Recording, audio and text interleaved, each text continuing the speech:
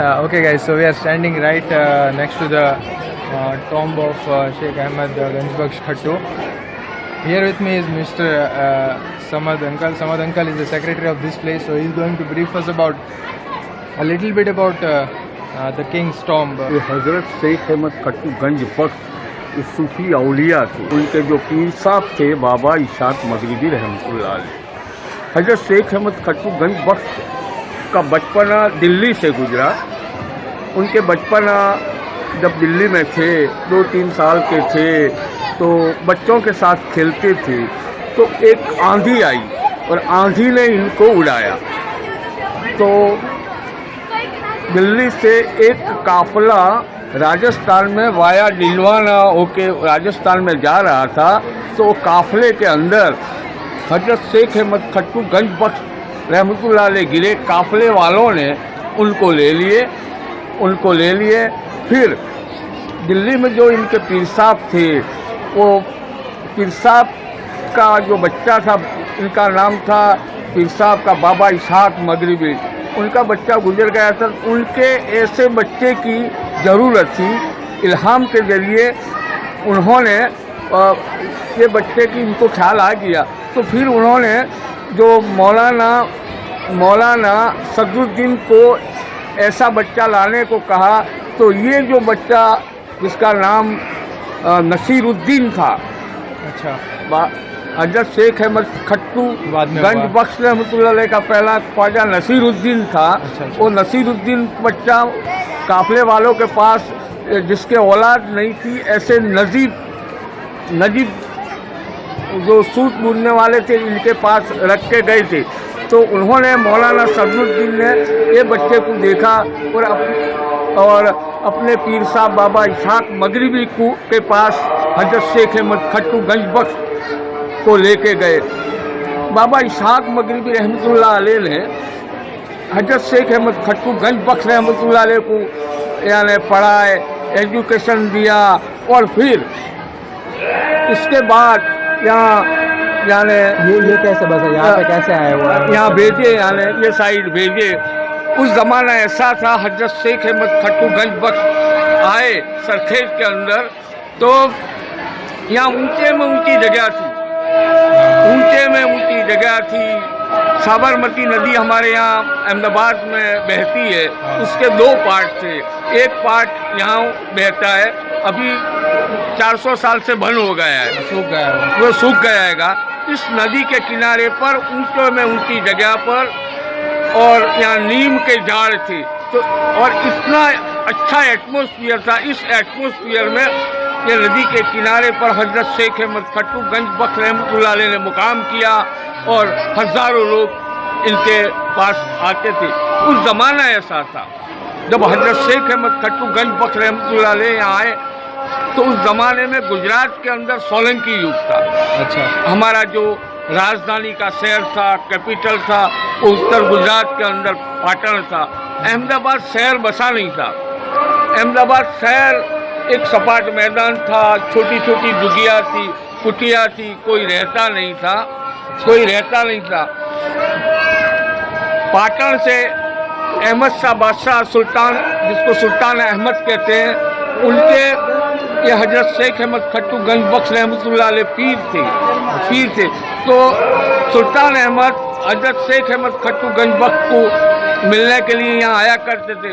उस ज़माने में अहमदाबाद शहर का सपाट मैदान, छोटी छोटी झुग्गियाँ, ये सब सुल्तान अहमद ने देखा और उन्होंने सोचा कि मैं यहाँ एक शहर बसाऊं। तो वो अपने पीर हज़रत शेख अहमद खट्टू गंज बख्श के पास शहर बसाने के लिए मशवरा लेके आए, पीर की परमिशन लेने आए। अच्छा, डिस्कशन के लिए आए और पीर को कहा कि मैं एक शहर बसाऊं। हज़रत शेख अहमद खट्टू गंज बख्श रहमतुल्लाह अलैह ने सुल्तान अहमद को कहा कि शहर बसाओ लेकिन जिसके नाम के अंदर अहमद हो और जिसकी असर की एक भी सुन्नत नमाज पूरी ज़िंदगी दरमियान यानी कज़ा नहीं हो, ऐसे 4 अहमदों से को इकट्ठा करो और अहमदाबाद शहर की यानी नींव डालो और अहमद के ऊपर से अहमद आबाद शहर बसाओ। ऐसे 4 अहमदों में हजरत शेख अहमद खट्टू गंज बख्श थे, मलिक अहमद की अहमदाबाद में कालूपुर इलाके में रोजा है, काजी अहमद की पाटन में, और सुल्तान अहमद खुद भी थे। ऐसे यानी पाक पवित्र और पंचुल जिसको कहते हैं, ऐसे 4 महापुरुष अहमदाबाद शहर की यानी नींव डालने चली। वहाँ गए शहर के अंदर, मिडल के अंदर, और नींव की विधि के वक्त एक अहमद खड़े हैं दिल्ली दरवाज़ा तरफ, तो एक अहमद खड़े हैं जमालपुर दरवाज़ा तरफ, और 4 दिशा में 4 अहमद खड़े रह गए। तब हजरत शेख अहमद खट्टू गंज बख्श रहमतुल्लाह अलैह ने जिस 2 शहर बसने वाला है उस शहर के लिए अल्लाह के आगे हाथ उठाए और दुआ की कि जब तक क़यामत ना आवे तब तक ये शहर आबाद रहेगा। हाँ, तो और आने वाली नस्लें भी आबाद रहेगा, इसीलिए अहमद के ऊपर से अहमदाबाद शहर रखा गया। आज हम भी आबाद है, इस शहर वाले भी आबाद रहने के ये रिलीजियस आर्टिस्टिक और हिस्टोरिकल प्लेस है। माशाल्लाह।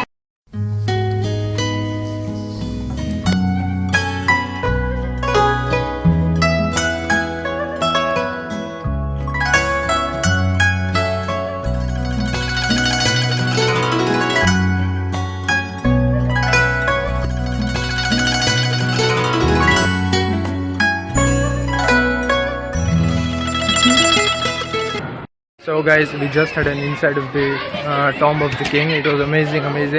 Right now I am at the backyard of the tomb. Right now you can see the beautiful carving on the wall, this tomb is famous. Really amazing. You can see at my backside. The whole wall, straight from the first to the end, is all carved, and the detailing is so much mesmerizing. You can see here also.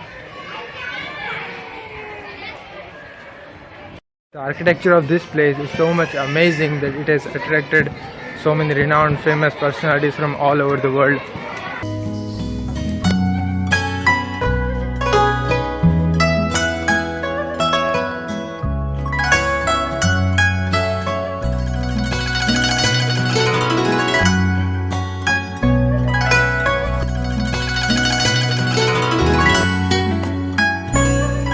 So you can see behind me, I am standing right in the middle of this mosque, and this mosque is actually the mirror image of a mosque which is constructed by King Ahmad Shah in this city, which is in the middle of the city, and that mosque which is in the middle of the city is almost double the size of this mosque. Right now namaz is going on inside the mosque because it's Asr time. And I want to tell you one thing, guys, that this mosque itself is so much majestic that it is standing still right now, even after this many hundreds of years, like almost 650 years, and nothing has happened to this mosque, nothing has happened to this place. Just check out the pillars behind me, guys. There are innumerable amount of pillars in this mosque, and that is the secret of this mosque for which it is standing since last this many years. I think so.